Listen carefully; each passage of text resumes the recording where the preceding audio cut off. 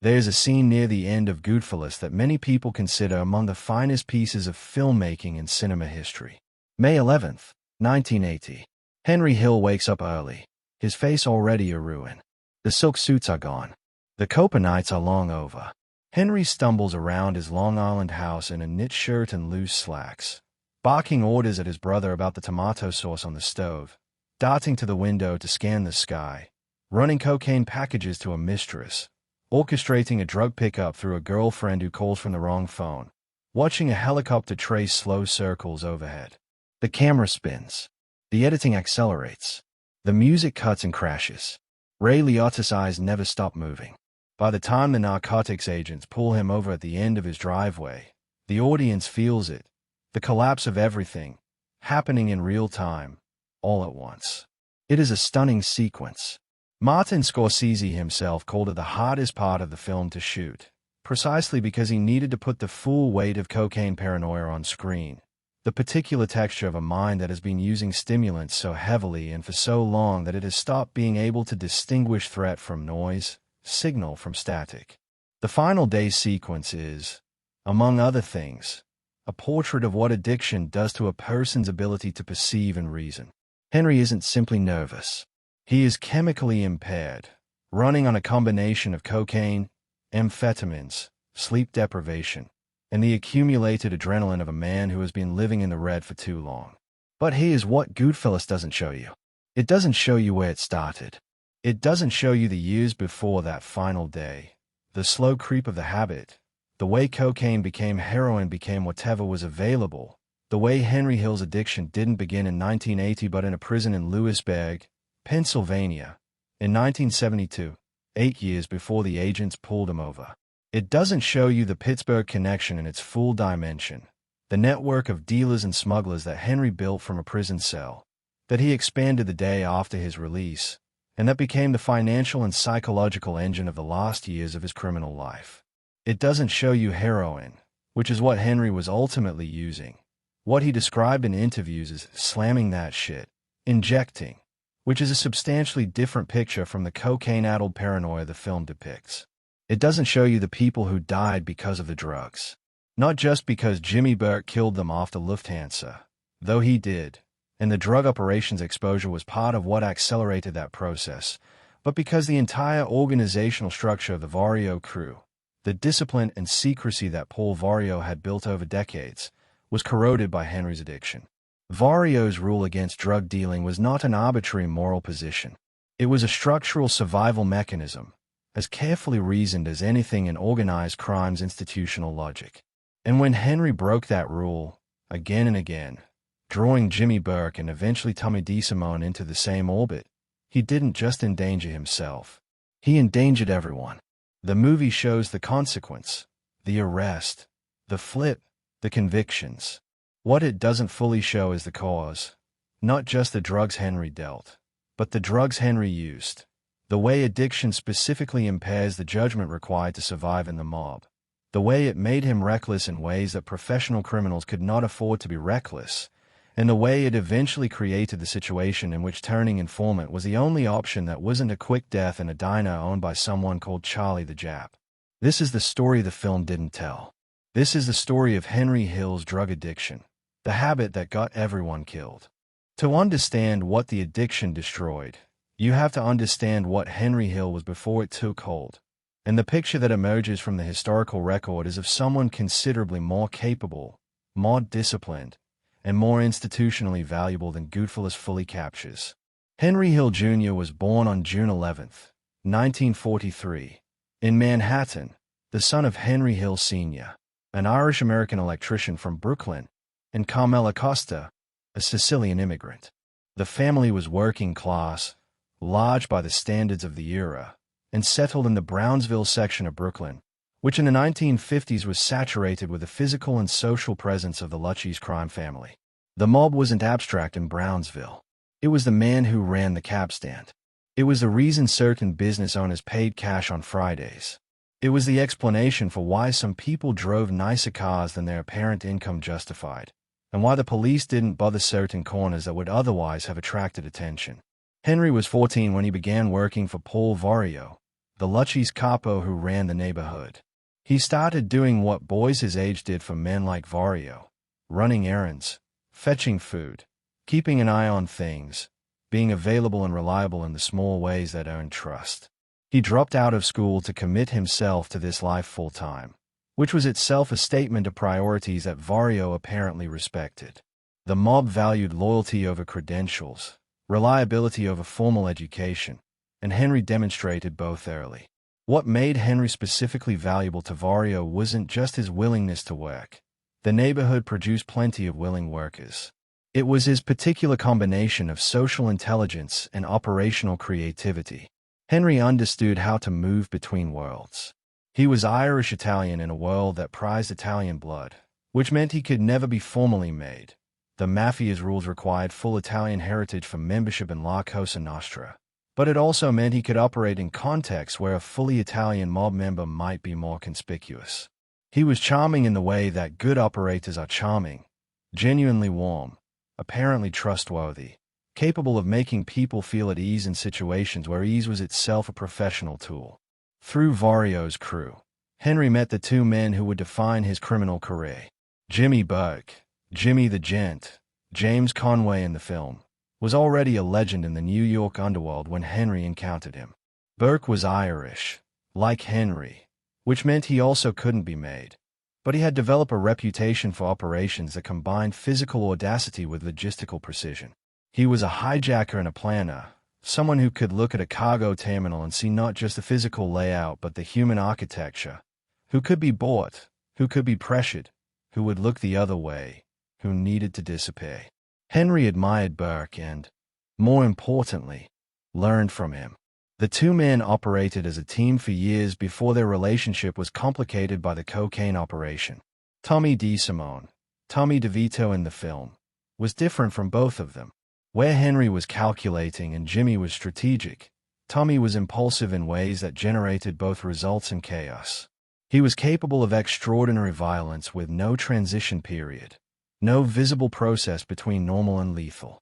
Henry understood Tommy as useful and dangerous in approximately equal measure, and the historical record suggests he was right about both.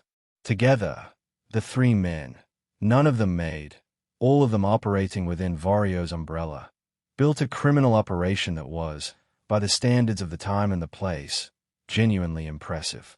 The hijackings from JFK Airport generated consistent revenue through the 1960s and into the 1970s. The loan sharking, the extortion, the various schemes and scores that the film catalogs with affectionate momentum, all of this represented a functioning criminal enterprise that operated with a level of professional discipline that kept it intact across more than a decade. And at the center of all of it, giving it organizational coherence and protection, was Paul Vario's rule: no drugs. Vario was not naive about drugs. He knew they were profitable, in some contexts, more profitable than anything else a criminal operation could touch. He also knew they were corrosive to exactly the qualities that made criminal enterprises durable: discipline, discretion, the ability to hold a secret under pressure, the professional management of risk. Drug addicts were informants waiting to happen, not because they were fundamentally disloyal, but because the nature of addiction creates vulnerabilities that law enforcement knows how to exploit. The addict needs things. The addict takes risks a sober person wouldn't take. The addict eventually becomes unreliable in the specific ways that mob operations require reliability. And law enforcement, by 1970, had spent years learning exactly how to use these vulnerabilities. Vario had seen it play out enough times to understand it structurally. He didn't want drug money because the drug money came with drug problems attached. So the rule existed. It was clearly stated, and for years Henry observed it, not because he lacked curiosity about drugs, but because the organizational discipline that made the crew work demanded it. And Henry, at his best, understood organizational discipline. Then they sent him to prison. In November 1972, Henry Hill and Jimmy Burke were arrested for beating a man named Gaspar Chorchio in Tampa, Florida. Chorchio had allegedly failed to repay a gambling debt owed to a union boss named Casey Rosado. The beating was the kind of enforcement action that the crew had performed dozens of times without consequence. But this particular debt collector happened to have a sister who worked at the FBI, and the Bureau took the case seriously. Hill and Burke were convicted of extortion and sentenced to 10 years at the United States Penitentiary at Lewisburg in Pennsylvania. Lewisburg in 1972 was, by any objective assessment, a remarkable criminal institution. The federal maximum security prison held some of the most significant organized crime figures in the country, and the social structure of the prison reflected the social structure of the mob with almost perfect fidelity. Paul Vario himself was serving time there, a 2.5-year sentence for tax evasion, along with members of John Gotti's Gambino crew and various other significant figures from the New York organized crime landscape. The experience of imprisonment was, for Henry, substantially cushioned by the status that his mob connections brought with them. As Nicholas Pileggi documented in the research behind Wise Guy, Henry arrived at Lewisburg and was greeted immediately by associates who smoothed his path through the orientation process. Within 2 weeks, he was housed in a dormitory setting outside the main walls, something Lewisburg offered its most connected prisoners, with 3 other mob-associated inmates. The dormitory had steaks, beer, wine, liquor, and a set after dinner. It had coffee grinders. It was, as Pileggi put it, something like a holiday and rather than a maximum security federal prison. But inside this comfortable criminal environment, Henry made a connection that would determine the course of the rest of his life. At Lewisburg, Henry met a man from Pittsburgh, identified in the subsequent FBI investigation as Paul Motze, who operated a dog grooming salon in the Pittsburgh area as a legitimate front. Motze was a drug dealer, specifically a mid-level operator connected to Pittsburgh's drug distribution network. He was also, apparently, a man with specific technical knowledge about how to move drugs into the prison, knowledge that, for a fee, he was willing to share. What Motze taught Henry at Lewisburg was the operational mechanics of prison drug smuggling, how to receive shipments from the outside, how to conceal and distribute within the institution, how to collect payment, how to manage the inevitable complications. The fact that Henry paid for this education is itself revealing. He was investing in a skill set he intended to use, treating the prison as a professional development opportunity in a new field of criminal enterprise. Karen Hill was the conduit. Henry's wife, whose portrait in the film captures a combination of genuine love and willful blindness about the nature of what she was participating in, began making runs that she and Henry encoded carefully in their communications. She would bring drugs into the prison during visits, and Henry would sell them to fellow inmates. This generated income for the family during the period of incarceration, while simultaneously building Henry's operational knowledge of the drug trade from the inside out.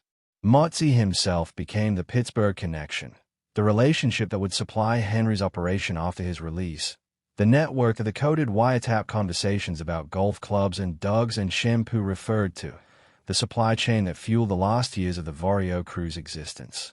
Henry was released on parole on July 12, 1978, having served 4 years of his 10-year sentence. The next day, literally the following morning, he was in Pittsburgh to see Motze. The initial encounter in Pittsburgh was, in retrospect, the moment everything changed. Henry arrived to collect $15,000 that Motze owed him from the prison drug business. Motze didn't have the money. What he had instead was a garage full of marijuana, high-quality marijuana, more than enough to cover the debt if Henry could move it.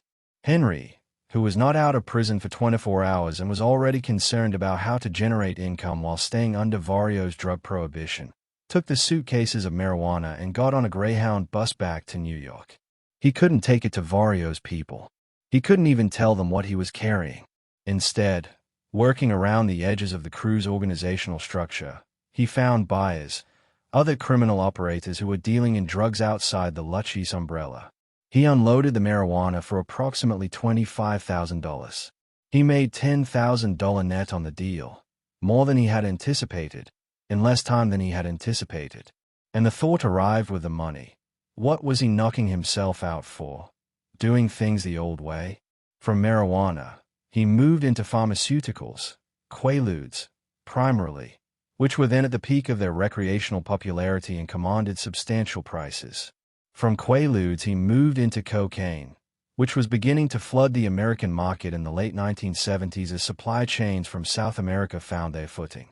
And from cocaine, eventually, He moved into heroin, the substance he would ultimately describe, in interviews given decades later, as slamming that shit, a reference to intravenous injection that represents a fundamentally different relationship to a substance than the social snorting associated with cocaine in 1970s criminal and celebrity culture.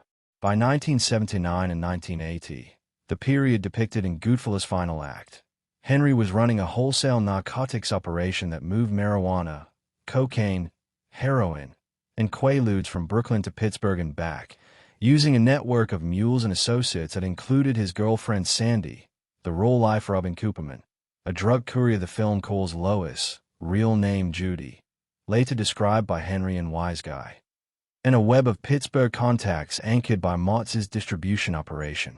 The scale of this enterprise is worth understanding. Henry was not selling dime bags.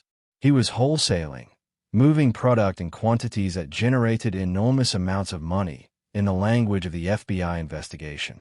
The operation was sophisticated enough to generate thousands of wiretap recordings, to sustain months of surveillance by dedicated narcotics detectives, and to involve multiple jurisdictions across multiple states. This was not a side hustle. This was Henry's primary criminal business in the final years of his mob career, and it was, from the first moment, being built on a foundation of his own escalating personal use. Paul Vario's prohibition on drug dealing within his crew is presented in Goodfellas as an unexplained preference, a boss's rule that doesn't require justification because the boss's rules don't require justification. The film doesn't explore the institutional logic behind it, which is a significant omission, because that logic explains everything that subsequently happened. Vario had built his operation over decades by applying a consistent organizational philosophy: minimize exposure, avoid attention, keep the crew disciplined and discreet, and generate revenue through activities that were difficult to prosecute and even more difficult to attribute to organized crime leadership. The hijacking operation at JFK was a perfect expression of this philosophy. It produced substantial money, it involved many actors with diffuse responsibility, and it was prosecutorially complex because the crimes were committed by people who could be connected to each other only through careful investigation. Drug dealing violated every element of this philosophy simultaneously. First, it was highly visible. The drug trade in the late 1970s was under more aggressive federal law enforcement attention than virtually any other form of criminal enterprise. The DEA had been created in 1973 specifically to consolidate federal anti-drug authority. RICO statutes, enacted in 1970, gave prosecutors tools to attack criminal enterprises as organizations rather than simply prosecuting individual crimes, and drug trafficking was one of the most fertile grounds for RICO application. Vario understood, whether or not he understood the statutory details, that drug dealing attracted the specific kind of sustained federal attention that could unravel everything he had built. Second, it created informants. This was the existential concern.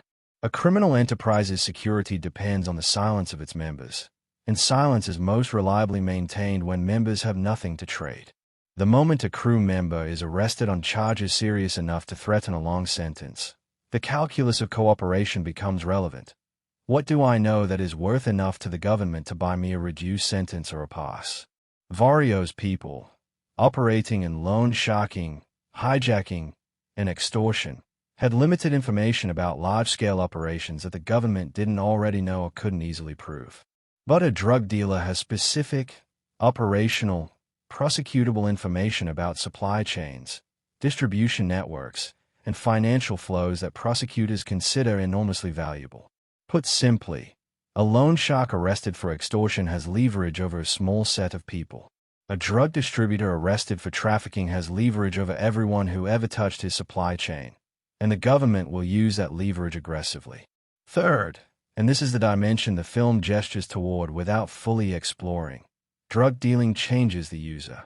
It changes their judgment, their reliability, their ability to maintain the specific kind of professional discipline that mob operations require. A businessman in the legitimate economy can be a functional alcoholic for years before his addiction creates catastrophic consequences. A criminal enterprise member cannot afford the same margin. The business operates in an environment of constant surveillance, constant legal threat, and constant physical danger. The margin for error is thin. The penalty for mistakes is severe. Drug addiction narrows the margin and multiplies the mistakes. Vario saw this. He had watched other crews deteriorate under the influence of drug money and drug use. He had seen the pattern, the early profits, the organizational confidence, the gradual erosion of discipline, the increasing recklessness, the arrest, the flip, the cascade of convictions. He had seen it enough times that he formalized his resistance to it as a structural rule rather than leaving it to individual judgment. The rule said, no drugs, no dealing, no using, and no looking the other way while others in the crew did either. This was not a guideline. It was a hard line. Henry understood the rule. He had been in the crew for more than 2 decades before he began systematically violating it. He knew what Vario's logic was, and he violated the rule anyway.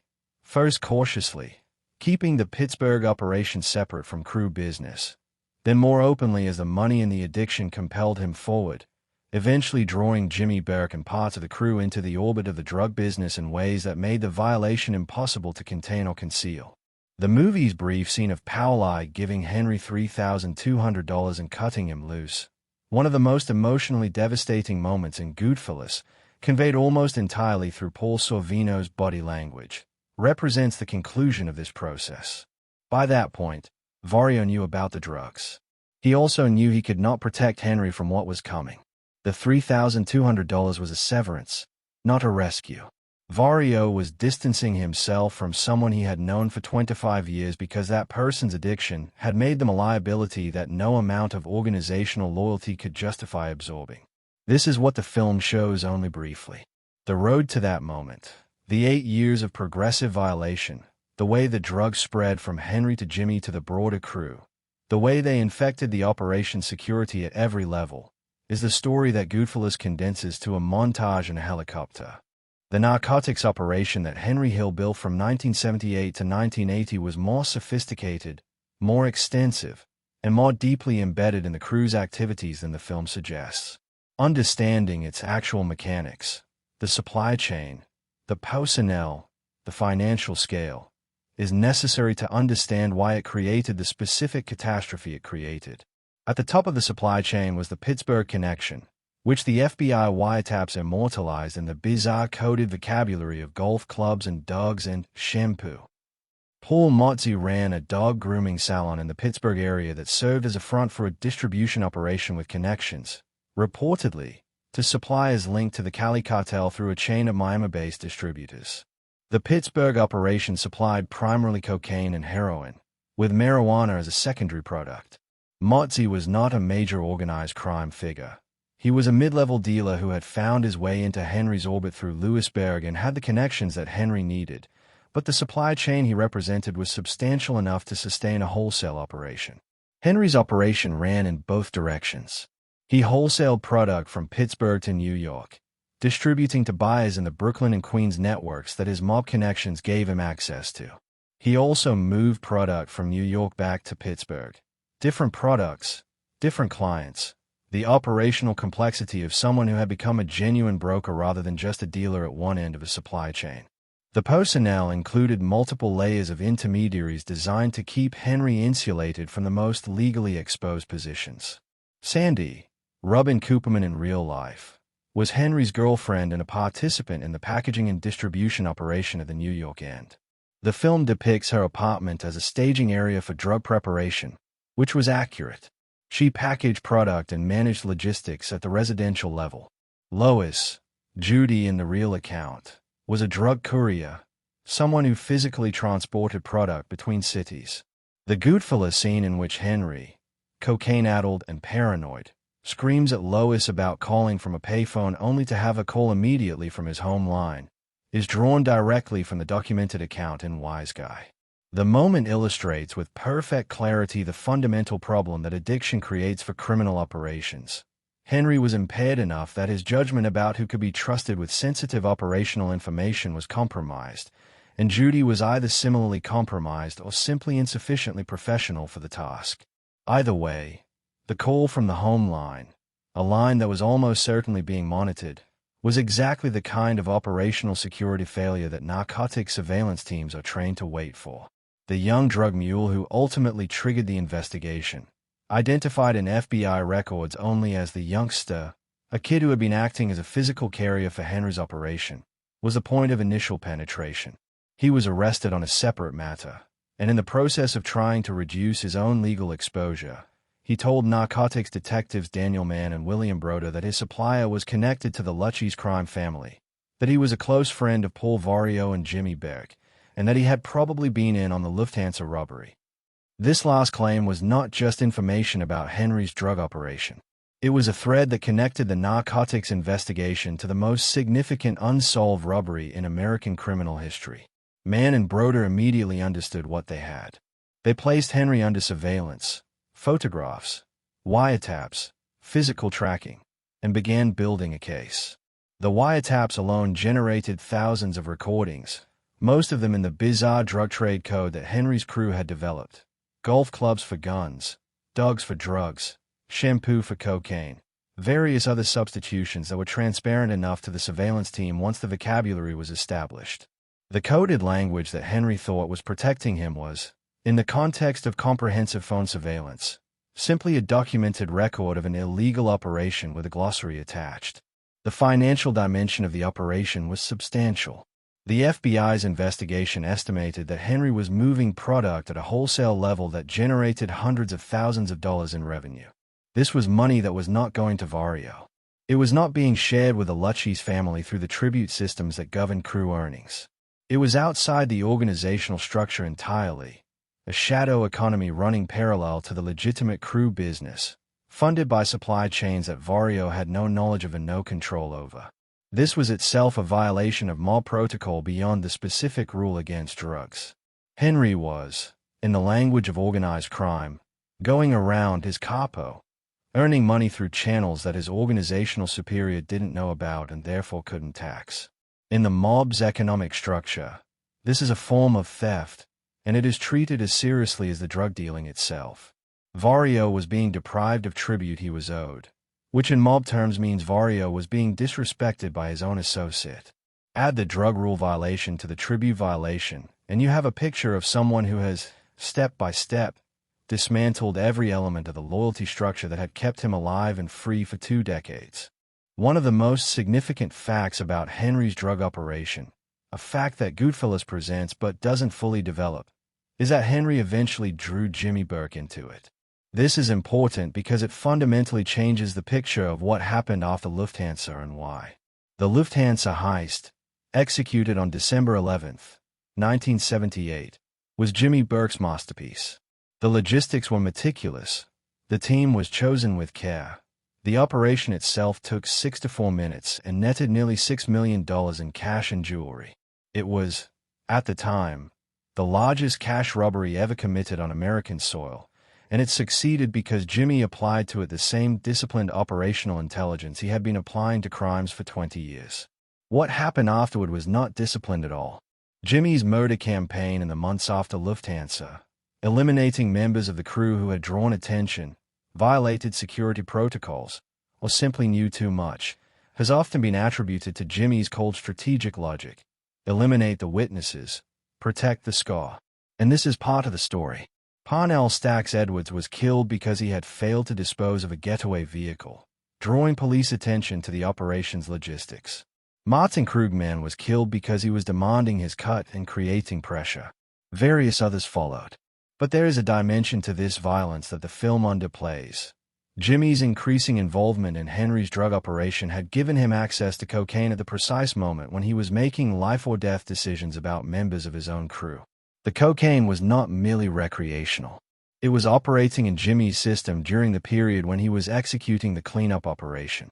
Beg's decisions in that period, who lived, who died, whether the threat they posed was real or paranoid, whether the timing was right or impulsive, were being made by someone whose judgment had been altered by stimulant use.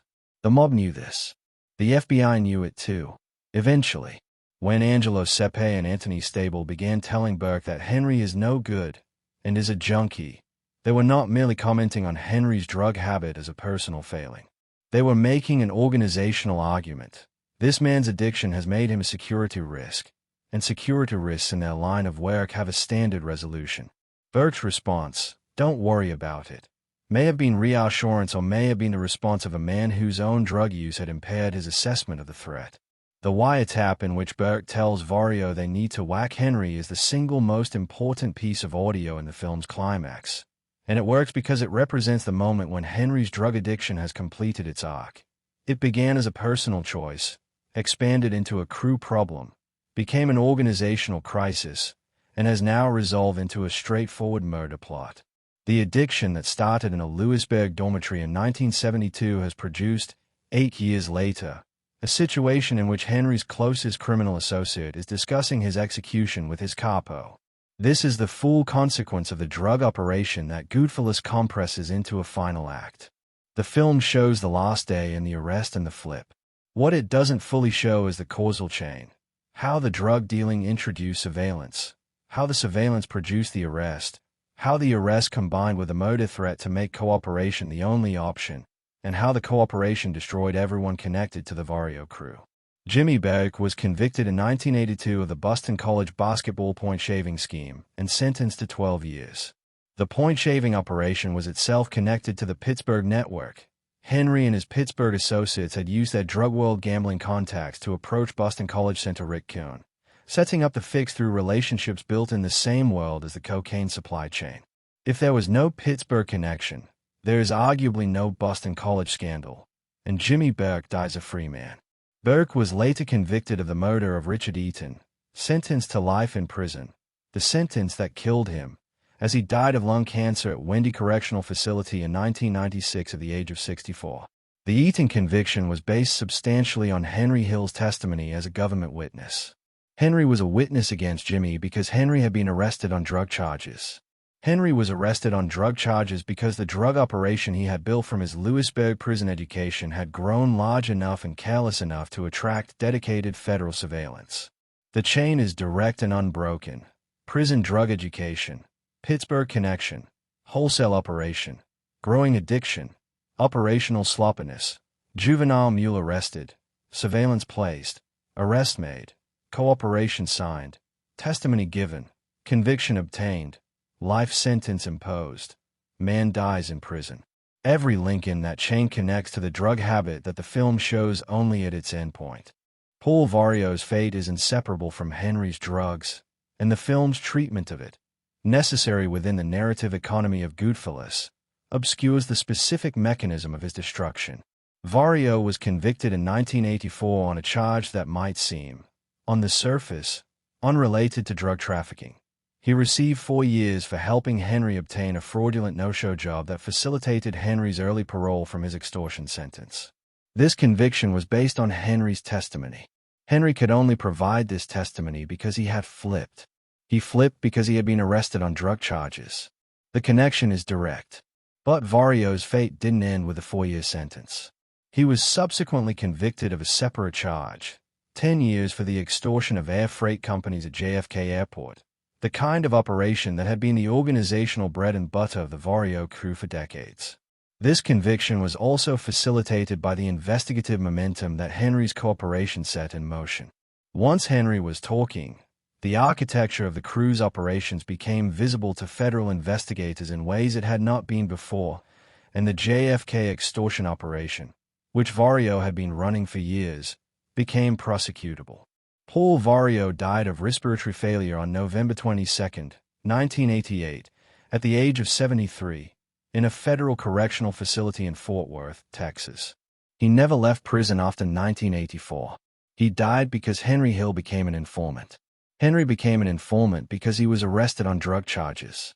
He was arrested on drug charges because his personal addiction had made his operation careless enough to attract surveillance. The man who had built the rule against drugs specifically to prevent this outcome died in federal prison as a direct consequence of one of his own associates violating it. This is the kind of irony that is almost too complete to be believed, except that the historical record is unambiguous on every point in the chain. Vario's rule was correct. His prediction of what would happen if his people got involved in drugs was accurate in every particular, and he died having watched it all unfold exactly as he knew it would. The film's farewell to Paul Sorvino's face in the courtroom, a single look of exhaustion and contempt that encodes everything the film doesn't have time to explain, is one of Goodfellas' most powerful moments precisely because Sorvino plays it as a man who is not surprised. Pauline knew. The rule existed because he knew. And watching Henry tell the government what it needed to hear, Vario is experiencing not just the betrayal of 25 years of loyalty, but the confirmation of a prediction he had been trying to prevent for 8 years. "You broke my heart," as another celebrated cinematic mob boss put it in a different but related context.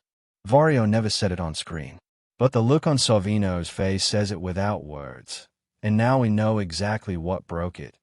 Not just the betrayal, but the specific, preventable, self-inflicted catastrophe that the drugs had created. Goodfellas depicts Henry's drug problem primarily as cocaine. The final day sequence is a cocaine sequence. The paranoia, the grandiosity, the inability to stop moving, the compulsive multitasking, the razor-edge awareness that collapses into panic.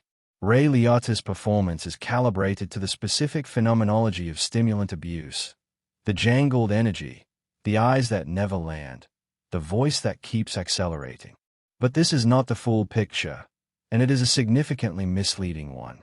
Henry Hill, in interviews given after Goodfellas brought him public attention, was more specific about his drug history than the film is, and the picture he described is substantially darker. In the 2010 Empire interview that remains one of the most revealing documents of his post-mob life, Hill described his relationship to drugs in language that went well beyond cocaine abuse. "I was strung out on every single drug that's humanly possible." He specified that he had overdosed a half a dozen times in my life. Like, just flatline. He described a tolerance so extreme that he could do an enormous amount. He described eventually slamming that shit, injecting, which in context refers specifically to heroin. This matters enormously to the story the film tells, and the story it doesn't. Cocaine and heroin are not equivalent substances. They produce different psychological effects, create different patterns of addiction, and, most critically for understanding Henry's operational deterioration, impair judgment in different ways. Cocaine intoxication creates the specific presentation the film depicts: hyperactive, paranoid, grandiose, fast. But the cocaine presentation is the tip of the iceberg for someone who has also been using heroin. Heroin addiction creates physical dependency of a different order. Withdrawal from opiates produces symptoms: muscle cramps, sweating, vomiting, intense anxiety, profound dysphoria, that are medically serious and that motivate use at a level that stimulant addiction rarely matches. An addict managing heroin dependency has a constant physiological need that shapes every decision: when to use, how to obtain, how to finance the supply, how to manage withdrawal during periods when supply is disrupted. This need exists underneath everything else, and it means that even in periods of apparent functionality, the addiction is organizing the person's choices in ways that are not visible from the outside. Henry's operational deterioration in the late 1970s, the carelessness, the overextension, the willingness to involve peripheral people in sensitive operations, the failure to maintain the security protocols that had kept the crew invisible to law enforcement for years, looks different when understood in the context of opiate dependency rather than cocaine abuse alone. Cocaine explains the paranoia of the last day. Heroin explains the years of steadily increasing recklessness that preceded it. Together they explain someone who has lost the ability to perform the basic risk assessment that survival in criminal life requires. Nicholas Pileggi, in researching Wise Guy, understood this distinction. The book is more specific about the heroin dimension of Henry's addiction than the film allows space for. And in one notable passage Pileggi explained, in the context of an NPR interview, that one of the few things Scorsese changed from page to screen was that Hill eventually dealt in heroin, rather than cocaine. Scorsese made a filmmaking decision. Cocaine plays better on screen. The paranoid energy of stimulant abuse is more cinematically dynamic than the knotted-out flatness of opiate use. But in making that decision, entirely defensible as a storytelling choice, the film obscures the full depth of Henry's addiction and, with it, the full causal story of the crew's destruction. Henry acknowledged his heroin use repeatedly in post-film interviews, describing the trajectory from snorting cocaine to intravenous drug use with the directness of someone who had spent years in recovery and had made peace with the full accounting. He described overdosing multiple times. He described doctors who couldn't believe he was still alive, not because of the mob but because of what he had put into his own body. "If I had gone to a hospital room right now," he said in one interview, "the doctors would tell you that I shouldn't be alive." The organs, the damage accumulated over decades of use, the sheer quantity of substances his body had processed. He wasn't just a man who snorted cocaine at the end of his mob career. He was a polysubstance addict who had been using and dealing for the better part of a decade, whose addiction had progressed through multiple substances to the most pharmacologically powerful one available, and who had been managing all of this while running a criminal enterprise, raising a family, operating inside an organizational structure that would kill him if it discovered the extent of his activities. The film shows you a snapshot of one day. The real story is 8 years of deterioration, and the full picture requires understanding not just that Henry used drugs but what he used and what that usage does to a person's capacity to function in the world they inhabit. The Boston College basketball point-shaving scandal of 1978-79 is one of Goodfellas' most interesting omissions. The film mentions it briefly, almost in passing, as another of Henry's schemes in the final phase of his criminal career. In reality, it was one of the most consequential operations Henry was involved in, and it was directly enabled by the Pittsburgh drug connection. The scheme worked as follows. Henry's Pittsburgh associate Paul Motze knew a man named Paul Motze. They were the same person, a Pittsburgh-based gambler and drug dealer who had multiple connections in both the criminal underworld and the sports betting world. Through Motze's connections, Henry and Jimmy Burke became aware that a Boston College basketball player named Rick Kuhn might be susceptible to an approach. Kuhn was a center on the team, which meant he had the physical ability to subtly affect game scores without obviously throwing them, missing rebounds, missing shots in ways that looked like bad games rather than deliberate sabotage. The key contact who facilitated the approach to Kuhn was a man from Pittsburgh named Jimmy Burke Jr., not related to Jimmy Burke the criminal, but connected through Motze's network. Henry and his Pittsburgh associates would fix the bets on affected games, placing them through channels in New York, Las Vegas, and through bookmakers in the criminal underworld. The scheme ran through most of the 1978-79 basketball season, with Kuhn and eventually teammates participating in shaving points in targeted games while Henry's group collected on the fixed bets.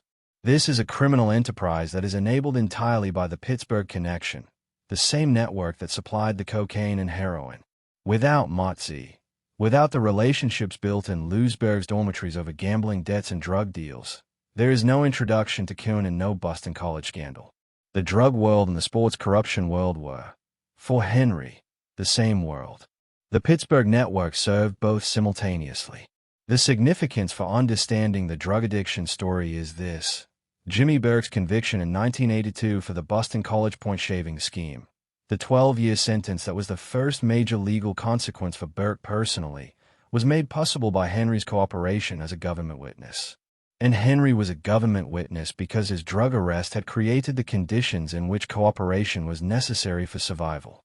The point-shaving conviction, the Eaton murder conviction, the life sentence, all of it traces back through Henry's testimony to Henry's drug arrest to the drug operation that the Pittsburgh connection built.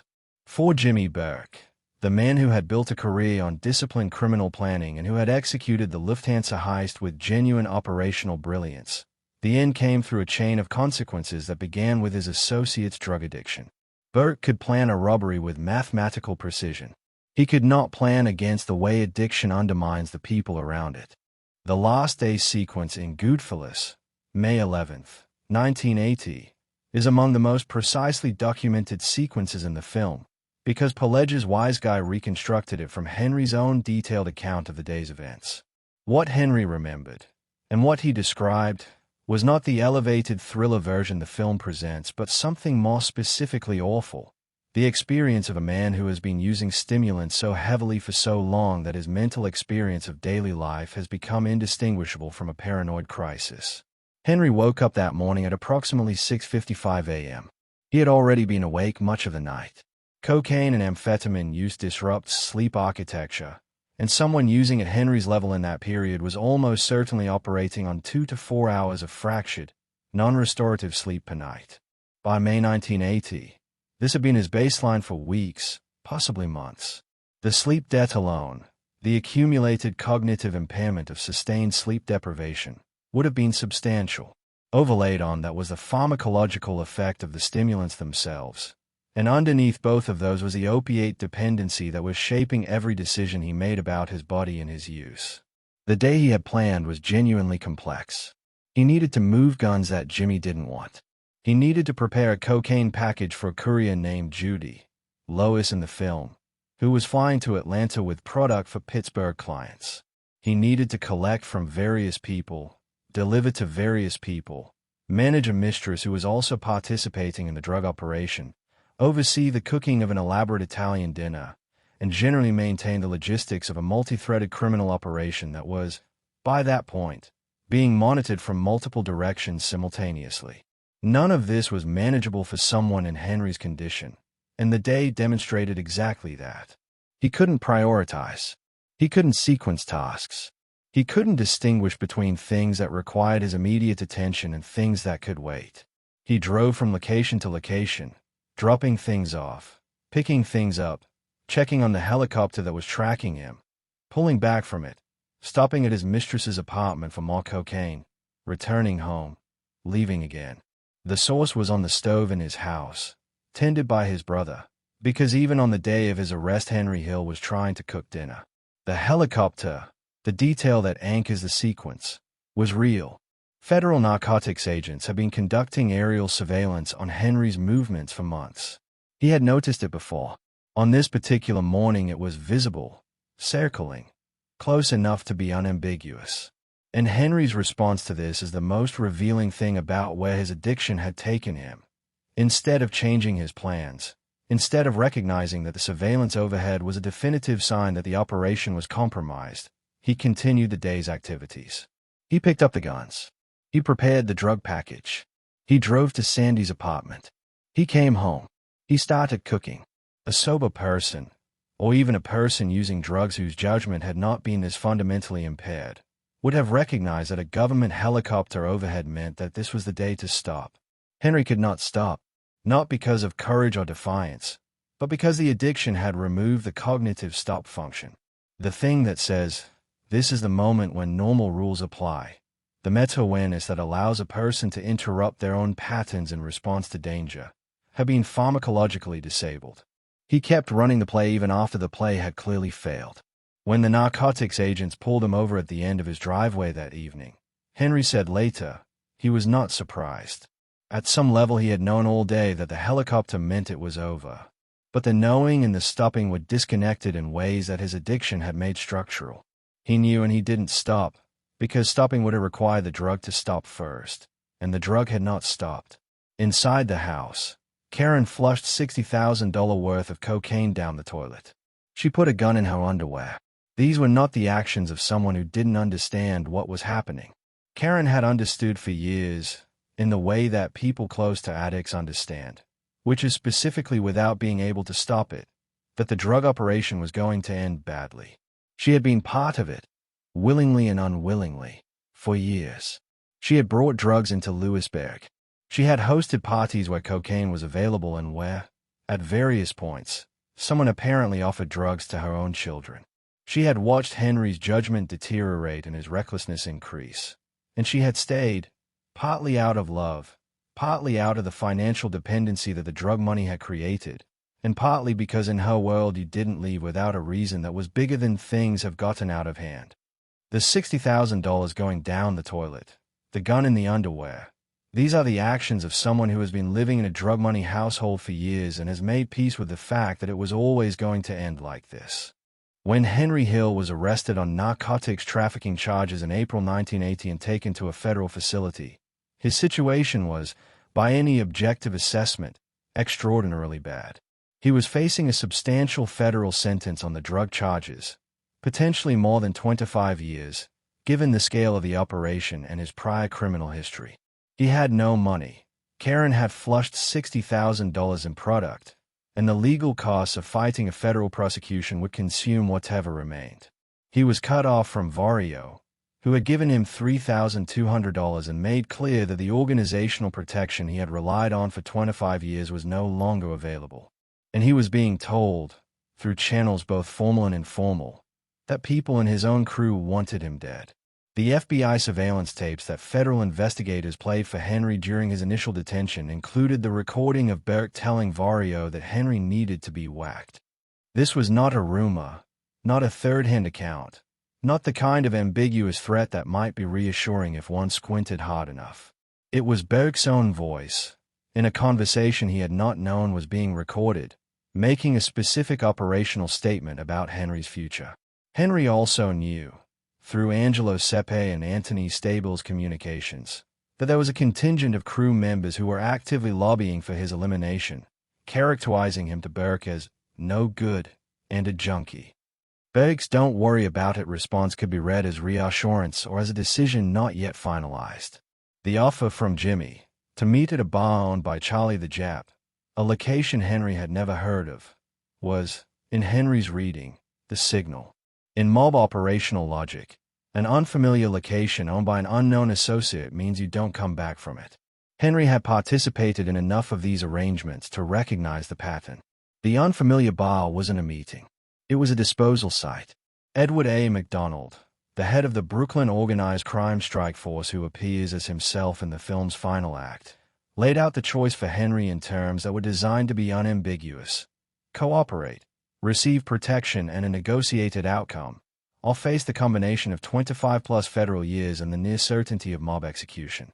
McDonald had the tape of Burke discussing Henry's murder. He played it.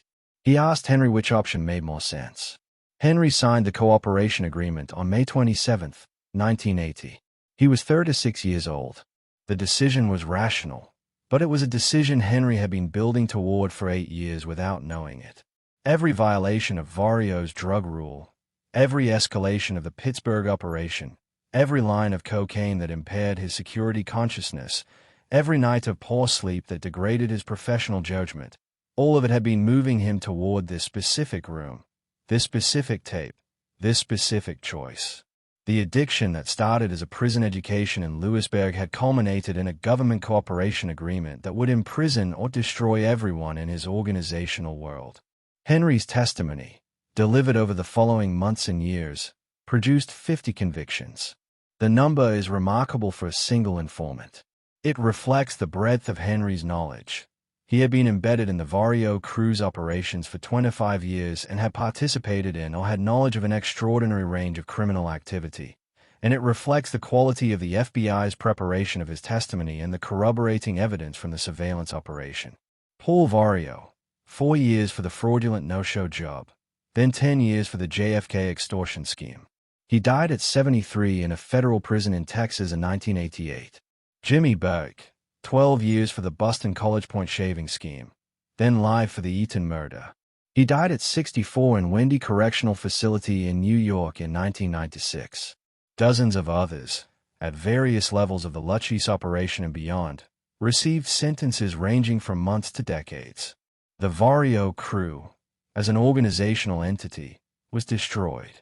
The operation that had been running continuously since the 1950s, that had survived the scrutiny of the Kennedy Justice Department, that had weathered multiple investigations and numerous individual prosecutions, was dismantled by the testimony of one man whose drug addiction had created the circumstances in which cooperation was preferable to the alternatives. Paul Vario's rule had been correct.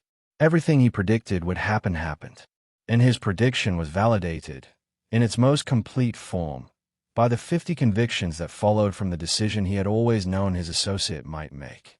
The ending of Goodfellas presents Henry Hill's entry into the witness protection program as a kind of death, the death of his identity, his community, his sense of himself as someone interesting and consequential. "I'm an average nobody," he narrates. "I get to live the rest of my life like a schnook." The film closes on the image of a man condemned to ordinariness, stripped of everything that had given his life its particular texture. What Goodfellas' ending doesn't show, because the film ends in 1980 and Henry's drug story continued for decades, is that the witness protection period was not the end of the addiction. It was a new phase of it. The FBI placed Henry, Karen, and their 2 children in the program in 1980, relocating them multiple times across several years. They lived in Nebraska, in Kentucky, in Washington State, in other locations that the program's requirements of anonymity made hard to document publicly. They changed their names. Henry became Martin Lewis for a period, and attempted to construct ordinary lives in communities that had no idea who they were. The attempt failed, repeatedly, because the addiction that had destroyed Henry's mob career did not stop when the mob career ended. Henry continued using cocaine. He was arrested in 1987 in Seattle on narcotics conspiracy charges, not related to his former mob activities but to fresh criminal behavior in his protected identity. He received 5 years probation for that offense and was expelled from the Witness Protection Program along with Karen. The 1987 arrest is the definitive refutation of any reading of Henry's drug story that treats it as purely situational, as a habit that the stress and culture of mob life created and that would naturally resolve once he was away from that environment. He was 7 years out of the mob when he was arrested for drug trafficking in Seattle. He was living under a new name, in a new city, without any of the organizational pressures or social influences of his former life. And he was still dealing cocaine. This is what addiction looks like when it is genuine and deep and long established. It follows the person. The mob was gone. The Vario crew was gone. Jimmy Burke was in prison. Paul Vario was in prison. All of the social context that the film implicitly associates with Henry's drug use was absent.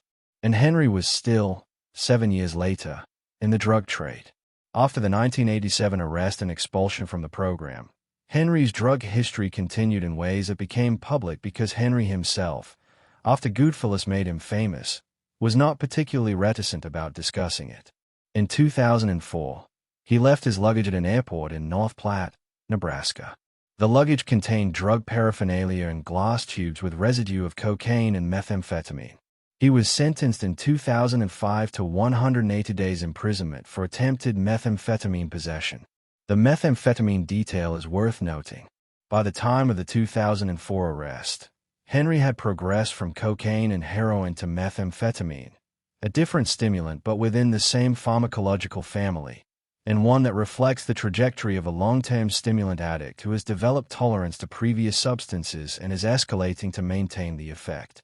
This is the clinical pattern of stimulant dependency: increasing dose, increasing frequency, diversification across related substances as tolerance develops. In 2009, he was arrested for disorderly conduct and resisting arrest in Illinois, which he attributed to his drinking, alcohol, by that point in his life, having become the most accessible substitute for the harder substances. Henry himself, in the Empire interview in 2010, was remarkably candid about this trajectory. He described himself as an addict, an alcoholic, with the specificity of someone who had done enough recovery work to know the vocabulary. He described his doctor's astonishment that he was still alive. He said he had overdosed a half a dozen times, just flatline.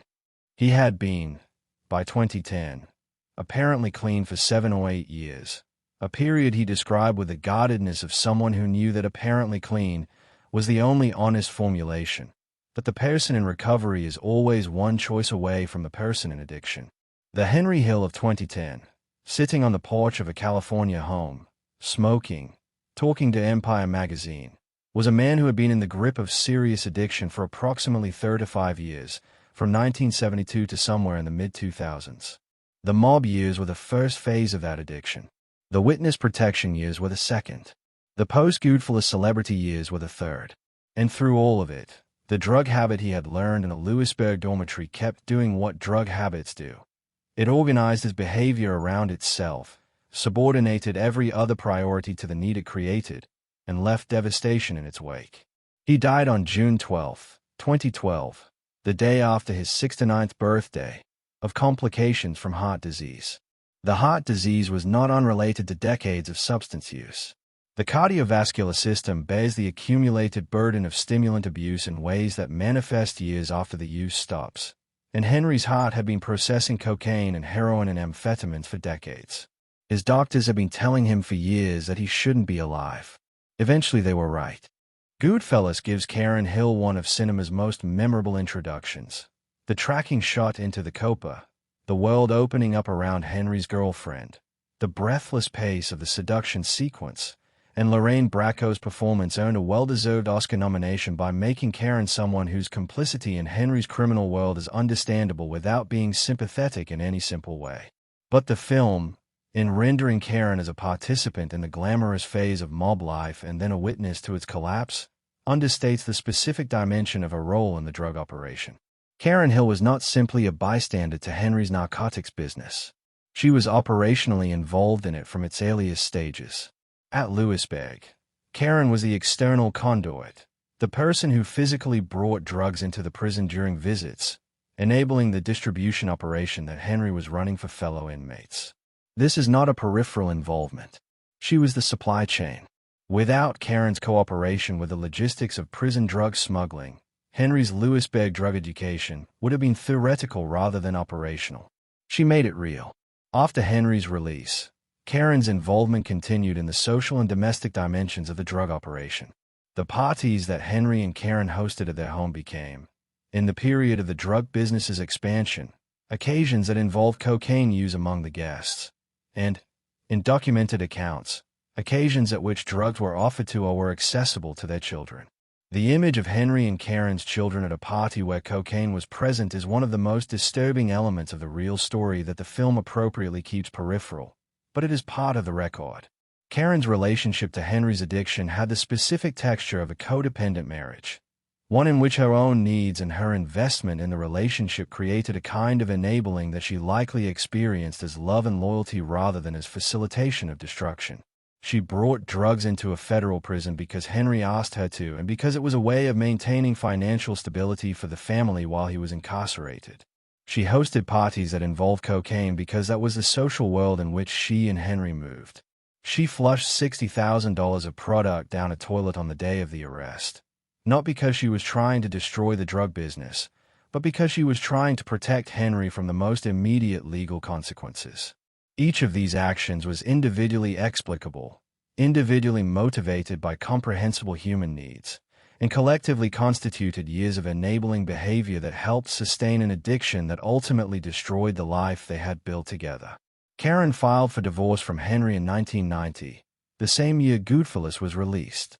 The divorce was finalized in 2002, after 23 years of marriage. The irony of the timing is not subtle. The film that made them both famous, that rendered their relationship on screen with cinematic grandeur, was released in the same year that Karen began formally ending the marriage. The Goodfellas version of their life together was hitting screens in October 1990 while the real version was being legally dissolved. Karen entered the witness protection program with Henry and the children in 1980, was expelled with him in the early 1990s following his repeated drug violations, and rebuilt a private life that she has maintained off the public record. Her children Greg and Gina wrote a memoir, On the Run, A Mafia Childhood, that documents the experience of being the children of Henry and Karen Hill from the inside, including the disruption of witness protection, the moves, the name changes, the terror of a childhood organized around the constant possibility that someone would find them and kill their father. This is the family that Henry's drug addiction built and then dismantled. The mob gave them money and status and protection and community. The drugs took all of it away, not once, with a 1980 arrest, but repeatedly, through the 1987 Seattle arrest and the expulsion from protection and the 2004 Nebraska arrest and all the other events of a life organized around an addiction that started in a federal penitentiary in Pennsylvania and never fully let go. Goodfellas' elegiac freeze-frame epilogue tells us what happened to each of the film's principals in the way that true crime entertainments often do. A title card, a sentence or two, the facts reduced to their briefest, most legible form. We learn that Jimmy Burke died in prison, that Paul Vario died in prison, that Henry Hill lived as a suburban nobody. The freeze frames have the quality of a reckoning, a final accounting for the lives the film has spent 3 hours documenting. But the accounting is incomplete because it doesn't connect the deaths to their proximate cause with the directness the evidence warrants. Jimmy Burke died in prison because he was convicted on Henry's testimony. He was convicted on Henry's testimony because Henry cooperated with the government. Henry cooperated with the government because he was arrested on drug charges and faced a murder threat from his own crew. The motive threat existed because the drug operation had made Henry, in Burke's assessment, a dangerous liability. The drug operation existed because Henry built it from the prison connection he made at Lewisburg in 1972. Burke's death in prison is, through this chain, a consequence of Henry's drug habit. Paul Vario died in prison because he was convicted on Henry's testimony. The same chain applies. Vario's death is a consequence of Henry's drug habit, specifically, a consequence of Henry's violation of the rule Vario created precisely to prevent this outcome. Vario died in prison having been destroyed by the thing he had spent his career trying to prevent. The Lufthansa crew members who were eliminated in the post-heist cleanup, Stax Edwards, Martin Krugman, Richard Eaton, Thomas Monteleone, Louis and Jonah Kafura, Joe Manry, Robert McMahon, were killed by Jimmy Burke's paranoid post-heist calculations. Those calculations were made by a man who was increasingly involved in the drug operation and who was making life-and-death decisions in an environment saturated with stimulant use. Whether the specific decisions to kill specific people would have been the same if Jimmy had not been using cocaine is unknowable. But the organizational dysfunction that made those killings feel necessary was directly produced by the drug operation's erosion of the crew's security. Parnell Stax Edwards died because he left the getaway vehicle unattended while intoxicated. His death is the most direct example of drugs creating a fatal operational failure. The specific mistake that triggered his execution was enabled by his drug use. Tommy DeSimone died, in the specific timing of his death, partly because the drug operation had made him too dangerous to protect. He would have died eventually. The bat's debt had been outstanding for 9 years. But Vario's decision to let the Gambinos settle that debt came in early 1979, at the height of the drug operation's destabilization of everything around the crew. Tommy's death is not solely a consequence of drugs, but the timing of it, when Vario decided that the cost of protection exceeded the benefit, is connected to the drug situation's overall erosion of organizational stability. These are not people who died of drug overdoses. They are people who died of the second-order effects of an addiction's operation on an organizational system. Addiction doesn't only kill the addict. It kills the people whose lives are structurally connected to the addict's decisions, whose safety depends on the addict's professional reliability, whose exposure to danger is directly proportional to the addict's operational judgment. In the mob, where the baseline consequence of exposure is imprisonment or execution, the second-order effects of addiction were always going to be measured in bodies. Henry's addiction produced an extraordinary body count, not through his own direct violence, but through the chain of consequences that his progressively impaired judgment and his increasingly reckless operation set in motion. The film's humor about death, the freeze-frame exits, the pop music soundtracks, the cheerful matter-of-factness about bodies in car trunks, serves an important aesthetic function in Goodfellas. It creates the ironic distance that allows the film to be enjoyable rather than simply horrifying. But it also obscures the specific mechanisms by which people ended up dead, and the drug addiction is one of the most important of those mechanisms. Martin Scorsese's decision about how to represent Henry's drug life in Goodfellas was, from a filmmaking standpoint, coherent and defensible. The film needed to be watchable, to maintain momentum across 3 hours, to make the audience care about Henry even as he deteriorates, and to land the final act with the emotional and visceral impact that Scorsese intended. Cocaine serves this agenda better than heroin. The kinetic paranoia of stimulant abuse generates cinematic energy. The slow collapse of opiate dependency generates a different kind of horror, more clinical, more internal, less visually spectacular. So the film chose cocaine. It chose the helicopter sequence. It chose Ray Liotta's eyes never stopping, the editing accelerating, the music fragmenting, and it made those choices work brilliantly. Henry's Last Day is one of cinema's great set pieces, and the representation of cocaine paranoia it offers is accurate to the phenomenology it depicts. But in making those choices, the film made others by default. It left out the heroin, which changed the clinical picture substantially. It left out the 8 years of progressive addiction that preceded The Last Day, which changed the causal story. It left out Karen's operational involvement in the drug business, which changed the moral picture. It left out the Pittsburgh connection and the detail required to understand it as a network rather than a plot device. and it left out the specific mechanism by which the addiction connected to every death and conviction that followed, the chain of causation that runs from Lewisburg in 1972 to Burke's death in Wendy in 1996.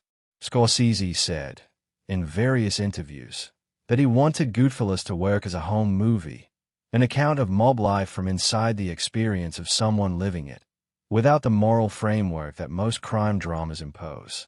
This is what makes the film feel true in the ways that matter most to its long-term reputation. The authenticity of its texture, the accuracy of its sociology, the precision of its behavioral observation. Henry Hill, watching the film, recognized his own world in it. Mob figures who saw it recognized their own world in it. This is not a small achievement. But the home movie framework has a limitation. Home movies don't have causes. They have sequences of events. They show you what happened without necessarily showing you why. Goodfellas shows you Henry's drug problem as it manifests on the surface, the paranoid final day, the arrest, the cooperation. It doesn't show you the architecture of the addiction, the years-long causal structure that built toward the surface event. Nicholas Pileggi's book Wise Guy is more thorough on this than the film allows, which reflects the different affordances of prose and cinema rather than any failure of Pileggi's or Scorsese's research. A book can spend 50 pages on the Pittsburgh connection and its operational mechanics. A film cannot. A book can follow Henry's drug use from the Lewisburg education through the heroin injection years and into the witness protection relapses. A film needs to land a final act. The result is a film that tells the truth about its subject in the most important ways. The organizational logic of mob life, the specific grammar of its violence, the way charm and glamour and danger are inseparably mixed in the experience of someone like Henry Hill, while leaving the addiction story undertold. The film earned its place in the canon not despite these choices but partly because of them. It's the film it is because Scorsese made those editorial decisions. But the fuller story, the story that begins in 1972 and doesn't end until Henry Hill's death in 2012, is considerably darker and considerably more instructive about what addiction does to systems, organizational systems, family systems, individual lives, than the 3.5-hour masterpiece that introduced most people to Henry Hill. Paul Vario's prohibition on drug dealing within his crew is, when viewed through the lens of what subsequently happened, one of the most prescient institutional policies in the recorded history of organized crime. Not because Vario was a moralist. He was not. But because he understood the specific vulnerabilities that drug involvement creates for criminal organizations, and because his understanding was validated with documentary completeness by the events that followed its violation. The academic literature on organized crime has spent decades trying to understand why criminal organizations that have survived external pressure, law enforcement, rival organizations, market changes, often ultimately collapse from within, and the patterns that emerge from this research consistently identify internal behavioral changes rather than external pressure as the primary mechanism. Organizations that survive RICO prosecutions, that survive the imprisonment of their leadership, that survive turf wars and territorial disputes, often find themselves unable to survive the introduction of drug money and drug culture into their operational environment. The reasons map almost perfectly onto what happened to the Vario crew. Drug money is easy money, which means it attracts the wrong kinds of participants and changes the cost-benefit calculations of the right kinds. When Henry discovered he could make more from cocaine wholesaling than from the disciplined labor of traditional mob operations, the incentive structure of the crew changed. Why plan a meticulous heist over months when a drug transaction can generate comparable money in days? The answer is because the heist doesn't create an informant-generating arrest pattern. But that answer requires a time horizon and a risk assessment that addiction specifically impairs. Drug culture introduces an identity that competes with organizational identity. The mob's organizational culture is built around a specific set of values: loyalty to the crew, discipline under pressure, silence with law enforcement, discretion in personal life. Drug culture values the social world of drug parties, the charismatic recklessness that both dealers and users often project, the sense of personal invulnerability that stimulants generate, are in direct tension with every one of these. Henry's life in 1979 and 1980, as he ran the drug operation, was organizationally incompatible with the life that Paul Vario's crew required of its members. Drug operations create the specific informant pathway that law enforcement has developed its most sophisticated exploitation techniques around. A juvenile drug mule arrested on a minor charge, facing relatively small consequences, who decides to identify his supplier. This is the most common single thread that unravels large drug operations, and it is the exact thread that unraveled Henry's. The youngster, who ratted Henry out to detectives Mann and Broder, was not a sophisticated operator making a strategic decision. He was a scared kid who got arrested and said the name of the person above him in the supply chain. This is so predictable that it is literally standard operating procedure for narcotics investigations. Arrest the small fish, offer them something, work up the chain. It works reliably because the drug business creates exactly this dynamic. Vario's rule was a structural response to a structural problem. He could not eliminate the problem. His crew members were going to make their own choices about what opportunities to pursue. But he could establish a clear organizational norm that made violation a betrayable act, one that would be treated as disloyalty rather than individual entrepreneurship.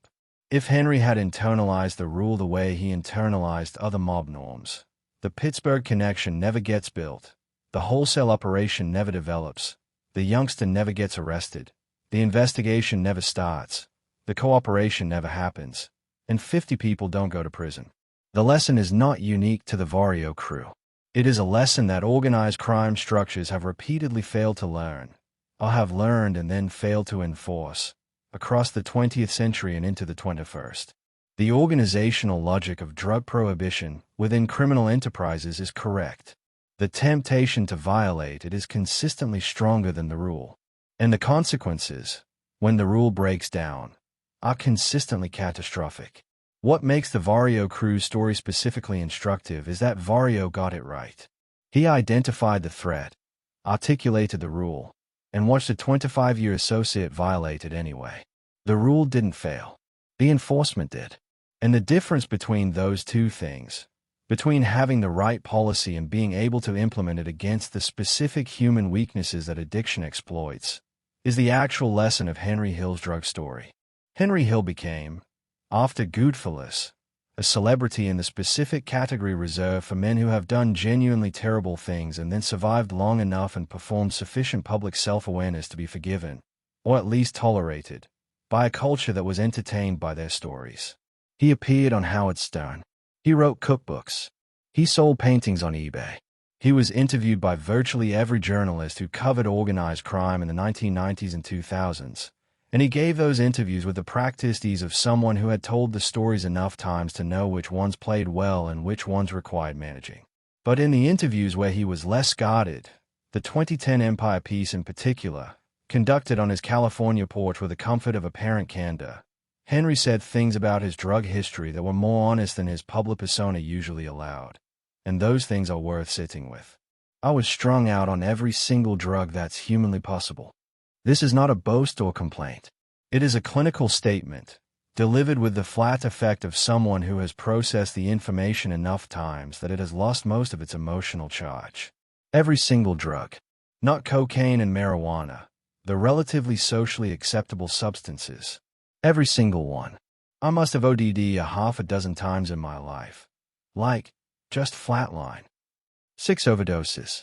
6 times when Henry Hill's heart stopped or threatened to stop, when the amount of substance in his system exceeded what his physiology could manage.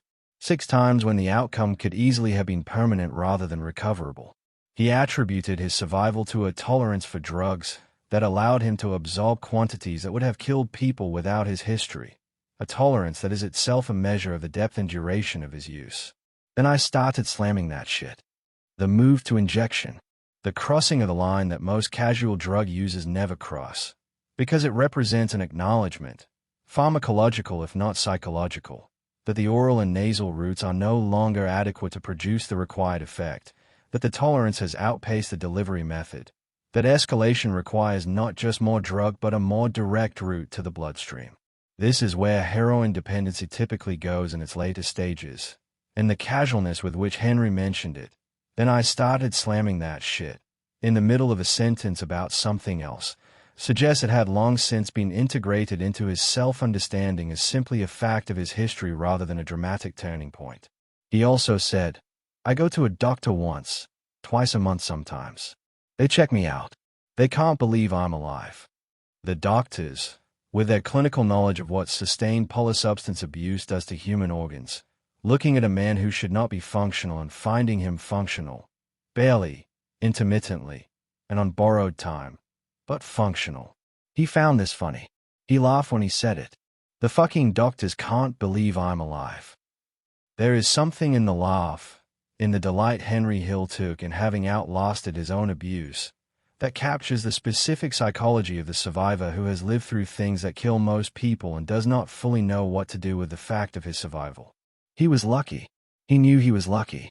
He also knew that his luck had cost other people enormously, that the crew members who died in federal prison, the wife who stayed through 2 decades of addiction, the children who grew up terrified and unsettled, the dozens of people whose lives were restructured by the 50 convictions, were not as lucky as he was.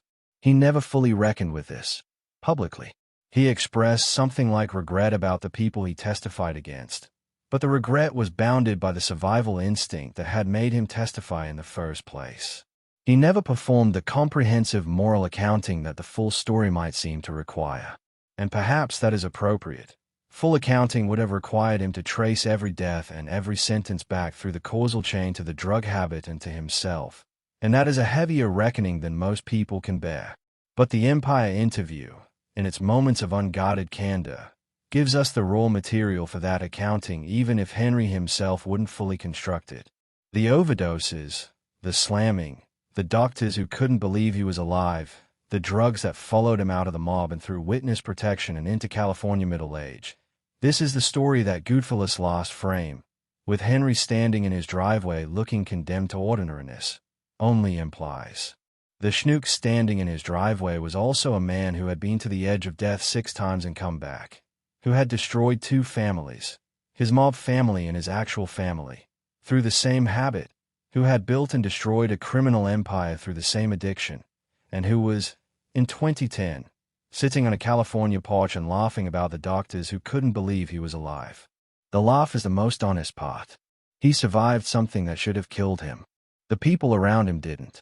And the thing that did it, the thing that connected Lewisburg in 1972 to the California porch in 2010, running like a thread through every major event of the decades in between, was a habit that started in a prison dormitory over a suitcase of marijuana and a $15,000 debt. Goodfellas is sometimes described as the greatest mob movie ever made, and the case for that claim rests primarily on the film's sociological and phenomenological accuracy, its ability to represent the internal experience of mob life with a fidelity that makes it feel like documentary even when it's clearly cinematic. The long tracking shot into the Copper is not a documentary shot, but it captures something documentary about what it felt like to be Henry Hill walking into the Copper in 1965. The Tommy funny how scene is improvised and theatrically heightened, but it captures something documentary about the specific terror of Joe Pesci's DeSimone character and about the way violent unpredictability organized the social dynamics of the crew. But the film has a significant blind spot, and the blind spot is the addiction. This is not a criticism of Scorsese. The film's achievement is real and its choices are defensible. It is an observation about what the addiction story, told in full, reveals about the film that Goodfellas chose to be rather than the film the full history would have required. Goodfellas is fundamentally a film about the seductions of mob life, about why intelligent, capable people choose it, what it feels like from inside, and what it costs when the choice catches up with them. It is a film about glamour and violence and loyalty and betrayal, and it handles all of those themes with extraordinary craft. But it is not, or not primarily, a film about addiction. The full story of Henry Hill's drug habit reveals that the film Goodfellas actually documents the rise and fall of the Vario crew, the Lufthansa heist and its aftermath, Henry's cooperation and the resulting convictions, is not primarily a story about the seductions of mob life. It is primarily a story about addiction. The mob life created the conditions for the addiction. The Lewisburg imprisonment created the specific opportunity. The addiction then ran the rest of the story, not as a subplot or complication, but as the primary causal engine. Everything from 1978 forward.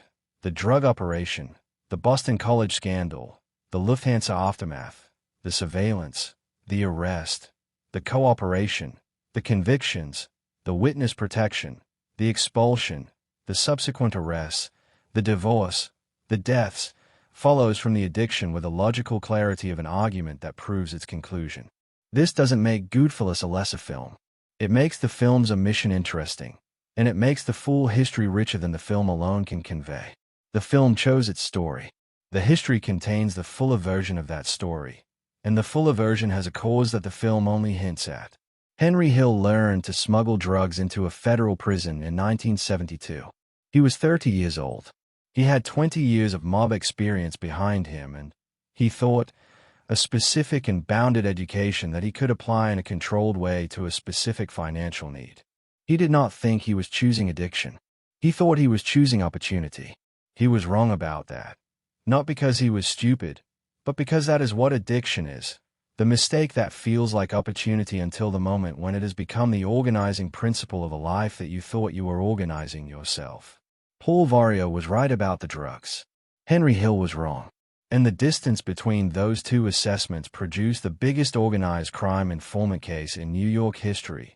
50 convictions, 2 men who died in prison, a family that lived for years in fear, and one of cinema's great films. A film that shows us the consequence without fully showing us the cause. The cause was a habit. The habit started in prison. The habit got everyone killed. Let us do the accounting that the film's freeze-frame epilogue doesn't have time to complete. Henry Hill entered the United States Penitentiary at Lewisburg in November 1972. At that moment, the Vario crew was arguably at the height of its operational capacity. The hijacking operation at JFK was running smoothly. The loan sharking and bookmaking and extortion operations were generating consistent revenue. Paul Vario's position in the Lutsch's family was secure. Jimmy Burke was planning the score that would become Lufthansa. Everything was working.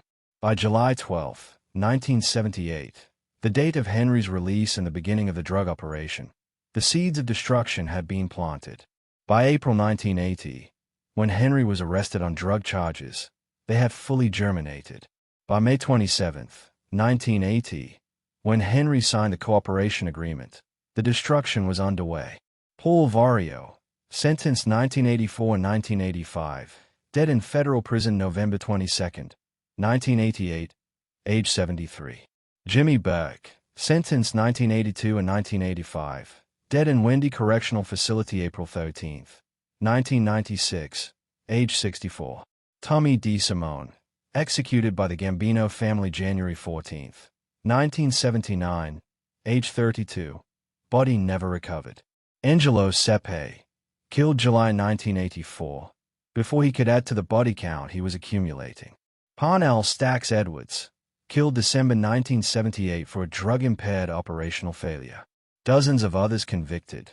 Sentences ranging from years to decades. Careers ended.